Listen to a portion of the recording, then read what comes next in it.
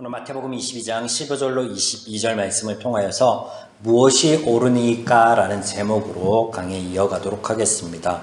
오늘 본문의 내용은 지금까지 있었던 종교 지도자들과의 대화의 연장선입니다.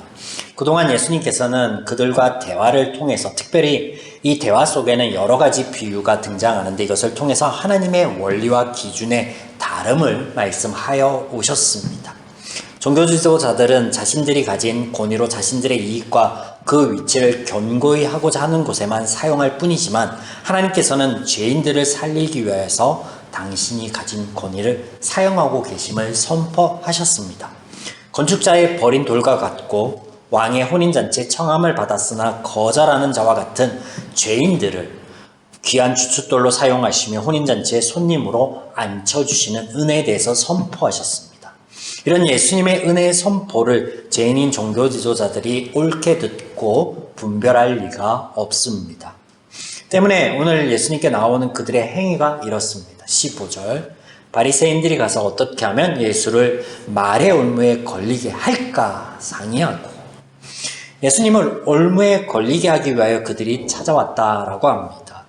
이것은 자신들이 예수님의 말씀에 걸림이 있었기 때문이죠. 건축자의 버린 돌에 관한 비유의 말씀을 하여 주실 때 종교 지도자들이 이런 반응을 보입니다.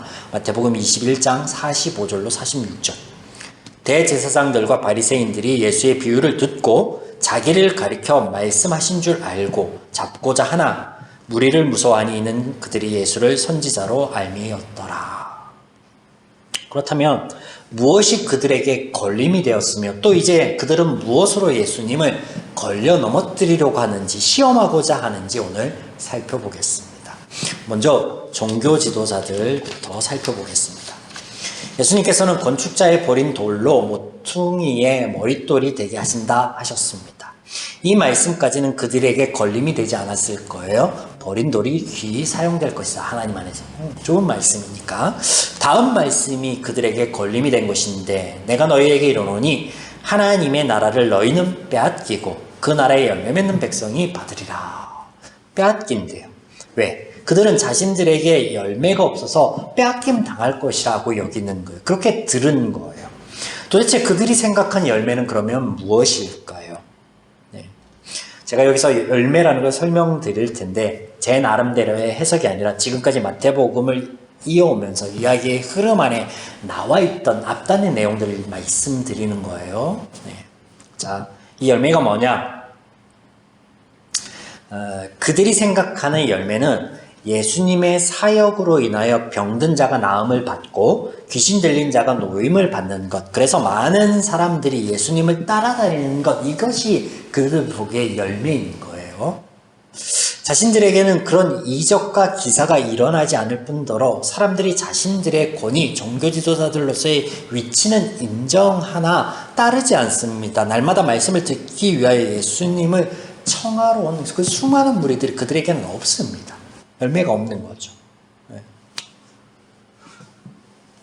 그래서 우리에게 열매가 없으니 예수 선지자와 같은 예수 선생과 같은 열매가 없으니 천국을 빼앗긴다고?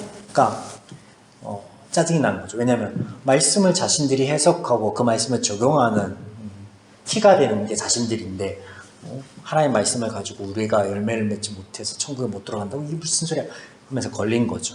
화가 난 거죠.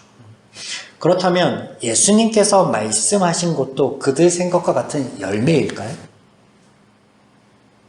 물론 아니겠죠. 천국을 열매 맺음을 통하여서 가는 곳이라 여기면 이상합니다. 왜냐하면 천국은 은혜로, 믿음으로 가는 곳이기 때문에 그렇습니다. 우리가 이미 나눈 것처럼 이는 그들 종교 지도자들의 방식과 원리로 대변되는 제 원리와 가치관을 깨시고 하나님의 마음, 하나님의 방식, 하나님의 원리를 드러내시는 거예요. 은혜로 천국은 들어가는 것이다. 너희들은 모퉁이 돌 아닌, 그러니까 버려진 돌이 아닌 머리퉁이 돌 될 만한 좋은 돌이 있는 것이 아니라 다 버려진 돌이다 라는 것을 말씀하시는 거예요. 이미 나누었었죠. 자, 그래서 하나님의 은혜의 말씀을 그들은 나름대로 못 알아듣고 해석함에 걸림으로 받아들인 거죠. 우리가 하나님의 말씀을 묵상하고 또 들을 때 이와 같은 마음의 찔림이 있다면요, 감사할 일이에요. 화를 내고 역정을 내고 혹은 말씀 전하는 자를 향해서 막 이렇게 비판할 일이 전혀 아니에요. 왜냐하면 하나님의 말씀 안에 우리의 마음과 생각을 지켜내시고 은혜를 누리게 하실 하나님의 역사가 이 말씀 안에서 이어질 것이기 때문에 그렇죠. 그것을 믿음으로 받아들이는 거예요. 자, 이제 종교 지도자들이 자신들이 받았던 것처럼 말로 예수님을 걸려 넘어뜨리려고 하는데, 그러니까 눈은 눈, 이는 이 이렇게 갚아주는 거예요. 그게 16절에 17절입니다. 선생이여, 우리가 아노니 당신은 참되고 진리로 하나님의 도를 가르치시며 아무도 꺼리는 일이 없으시니 이는 사람을 외모로 보지 아니하시니이다. 이 말이 무슨 말이냐면요, 외모로 사람을 보지 않고 참되고 진리 말만 한다는 거예요. 축약하면 뭐예요? 당신은 진실만을 말하는 사람이지 않습니까? 라는 거예요. 그러면서 운을 띄우고 17절에 그러면 당신의 생각에는 어떠한지 우리에게 이르소서. 가이사에게 세금을 바치는 것이 옳습니까? 옳지 않습니까? 그동안 예수님께서 그들에게 비유로 말씀하시며 물어보신 것처럼 예수님이 그러면 너희 생각은 어떠하냐? 그러면 너희는 무엇이라 하겠느냐라고 비유 통해서 말씀하실 때 계속 여쭤본 것처럼 이 지금 예수님을 걸려 넘어뜨리기 위해서 예수님의 방식을 사용하고자 하는 재미있는 대목인데, 그것처럼 그들이 물어오는 거예요. 어떤 것이 진리입니까? 어떤 것이 진실입니까? 세금을 내는 게 진리입니까? 진실입니까? 세금을 내지 않는 게 진실입니까? 진리입니까? 이렇게 물어오는데, 여기에서 그러면 이 질문이 왜 올무일까요? 이게 올무인 건요, 내지 않는 게 맞다라고 얘기해도 안 되고 내는 거다라고 얘기해도 안 되는 거예요. 그래서 올무인데, 자 보세요. 가이사에게, 즉 로마에게 세금을 바치는 것이 옳지 않다라고 하신다면 유대인 편에서는 선한 대답일 수 있습니다. 왜냐면 그들은 침략을 당해 억지로 세금을 물고 있으니 예수님께서 만약 그들 생각하시는 메시아라면 옳지 않다라고 대답할 거라 여기는 거예요. 이것이 올무가 되는 것은 예수님께서 세금 바치는 것이 옳지 않다라는 그들 생각의 메시아적 입장에서 대답을 한다면 로마의 법에 걸리기 때문에 처분할 수 있는 거예요. 반대로 세금을 바치는 것이 옳다라고 하면 메시아 되심에 대한 부정이 되는 것이니까 이것도 올무예요. 내가 하늘로부터 온 자다라고 했던 메시아, 그리스도라는 뜻이 하늘로부터 보냄을 받은 자, 기름 부음 받은 자라는 뜻이거든요. 근데 예수님께서 내가 하늘로부터 왔다, 하늘로부터 내가 이것을 받아 너희에게 전한다, 이렇게 말씀하신 것들이 다 아니게 되는 거죠. 그래서 올무인 거예요. 그래서 올무인 거예요. 하나님이신 예수님께서 피조물인 그들 생각의 악함을 모를 리가 없습니다. 예수님께서 한 데나리온을 가져오라 하시고 보이시며 묻습니다. 이것이 누구의 것이냐? 그들이 보고 있는데 데나리온의 시자의 형상과 로마의 그리스도였습니다. 당연히 로마의 것이다 라고 하죠. 참고로 율리우스 가이사르라는 이 가이사르 시저가 인물을 합해 처음 넣는, 자신의 초상을 처음 넣는 인물이었고 이것이 오늘날까지 이어져서 도안으로, 화폐 도안으로 사용되고 있죠. 아무튼 이와 같이 로마에 내는 세금은요, 로마의 화폐로 내야 돼요. 시저의 그림이 그려져 있는, 새겨져 있는 로마의 화폐로 내야 된다는 거예요. 또 성전세를 낼 때는 어떻게 해야 돼요? 성전에서 유통되는 성전 화폐를 가지고 성전세를 내야 되는 거예요. 그러니까 당연히 이것을 아니까 그들이 가이사의 것입니다 라고 대답을 하죠. 그렇게 대답해요. 이에 예수님께서 한마디 말씀을 하시고 이것을 들은, 한마디 말씀을 더 하시고 이것을 들은 종교 지도자들이 아무 말도 하지 못하고 돌아가는데, 22절 우리말 성경에 놀랍게 여겨라고 번역된 이 대목은요, 경이로운 일 혹은 불가사의한 일을 목격하거나 경험하게 됐을 때 내뱉는 감탄사예요.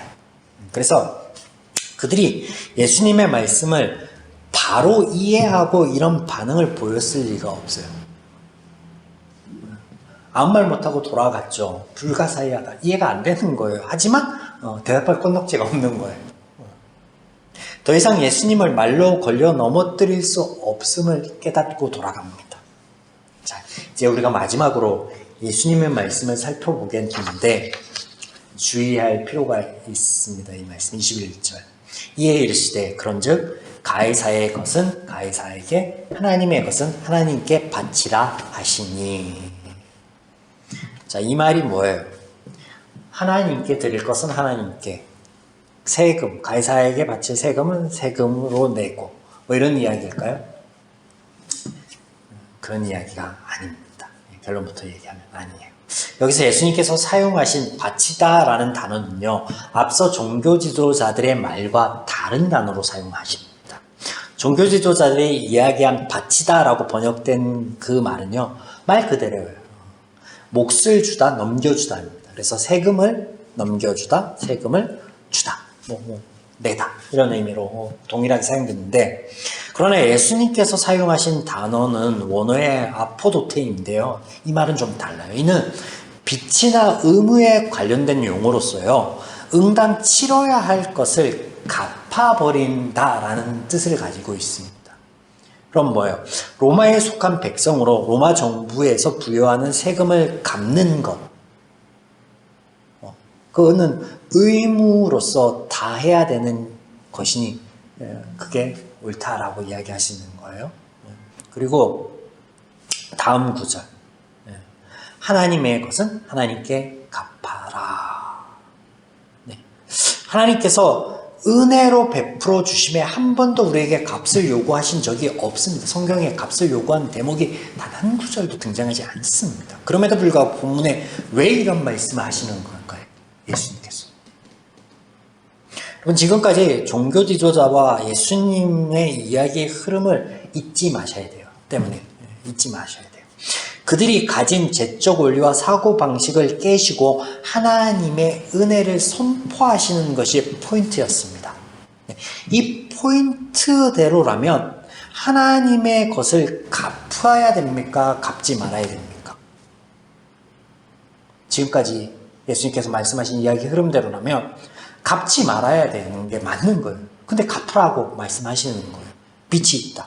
너희는 빚이 있으니까 갚으라고, 하나님께. 그리고 동전에 새겨져 있는 모형을 보고 그게 가이사의 거니까 갚으라고 그랬잖아요. 하나님 거는요. 우리가 눈에 보는 모든 게 하나님 것이야. 하나님의 것으로 새겨져 있잖아요. 부인하지 못하잖아요. 볼 때마다 갚아야 되면은 어떻게 살아갈 거예요? 자, 보세요. 지금까지 왜 그러면 반대되는 이야기를 하시느냐? 그들 죄인의 방식과 원리를 긍정하심으로 부정하시는 거예요. 강한 긍정은 강한 부정이다. 문법적으로 있잖아요. 지금까지 계속 부정해오다 그들 원리를 긍정하심으로, 이게 강한 긍정이라고 하는 거는 말씀드렸잖아요. 아니, 눈에 띄는 모든 것들, 만나는 모든 것들, 우리가 경험하는 모든 것들이 하나님의 것이 아닌 게 없잖아요. 그러면 그 모든 것들 가운데 갚으며 살아야 되면 살아갈 수가 없는 거예요. 그러니까 갚아라는데 아주 세게, 아주 많이 갚아라는 얘기잖아요. 강한 긍정이란 말이에요. 뭐야? 부정이에요. 강한 긍정으로 부정. 그래서 갚으라는 이야기가 결코 아니라 그 전까지 하였듯이 은혜에 대한 선포로 그럴 필요 없다. 너희 방식이 틀렸으니 그럴 필요 없다. 하나님의 은혜는 누리는 것이다 라고 지금까지 했던 말씀을 이 문법적인 것을 이용하여서 또 그들 방식을 도용하면서 말씀하심으로 이야기하는 거예요. 그들이 예수님의 말씀을 도용해서 지금 올무로 넘어뜨리려고 하는 것처럼 예수님도 그들 방식을 가져와서 그들을 깨는 걸로 말씀하시는 거예요. 사랑하는 여러분, 하나님의 은혜를 입은 자로 그 은혜를 갚으며 살고자 한다면 어디 우리 삶이 온전할 수 있겠습니까? 바다를 먹물로 삼고 하늘을 두루마리 삼아서 거기를 써본들 그걸 다 채울 수 있겠냐고요. 찬송가의 가사처럼 불가능한 일이에요. 때문에 하나님이 우리에게 그것을 갚으라 하지 않아요. 그냥 은혜다. 그 은혜를 받아 누려라. 그리고 내가 너희를 위해서 해놓은 그 은혜가 무엇인지 너희가 알기를 원한다. 깨닫기를 원한다. 그리고 그렇게 너희에게 은혜를 베푸는 내가 누구인지 그리고 나의 마음이 어떠한지 너희들은 알기를 원한다 라고 오늘 우리에게 말씀하여 주시는 거예요. 저와 여러분이 이렇게 말씀하여 주시는 그 하나님의 은혜를 말씀 가운데 삶 속에서 깨달아 알아서 누리길 주님의 이름 간절히 축원합니다.